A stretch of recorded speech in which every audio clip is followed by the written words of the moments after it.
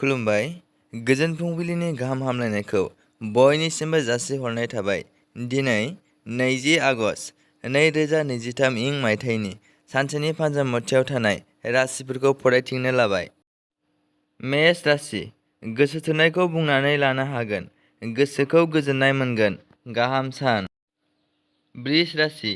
दाय मावनानै हमजानो हागौ, नखराव जेंनाजों भुगिनांनो गोनां जागोन, सांग्राङै सोलिनाया गाहाम। मिथुन राशि।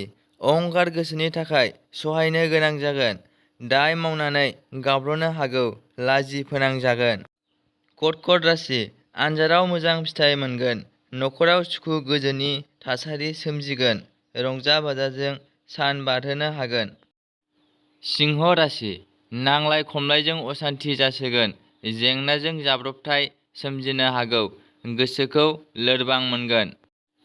कन्या राशि। मोजां खामानि आखायाव फैगोन, गावखौ गुबुननि सिगाङाव दिन्थिना लानो हागोन, रांखान्थियाव जौगागोन। तुला राशि। गाज्रि सम, गोदाव सोराव मोनगोन, गोसोआव बायदिसिना साननाय सोमजिगोन। वृश्चिक राशि। रांखावरि मोनफुंगोन, हान्थिनाय लामायाव जाफुंसार जागोन, गोसो होनानै मावोब्ला फालांगियाव दावगानो हागोन। धनु राशि। फुजा फाथजों समा बारलांगोन, नखराव गोजोन जागोन, साना गोजोनैनो बारलांगोन। मकर राशि। गोसोआ गाज्रि जागोन, बयजोंबो सोंखार जानो हागौ, जेंनाजों भुगिनो गोनां जागोन। कुम्भ राशि। बेरामजों देहाया लोरबां जालांगोन, जानो लोंनो हायैजों देहाया नाख्रेब जानो हागौ, गोसोआ बायग्लिगोन। मीन राशि। लुबैनायफोरा जाफुंगोन, गोसोआ गोजोन मोनगोन, गाहाम सान।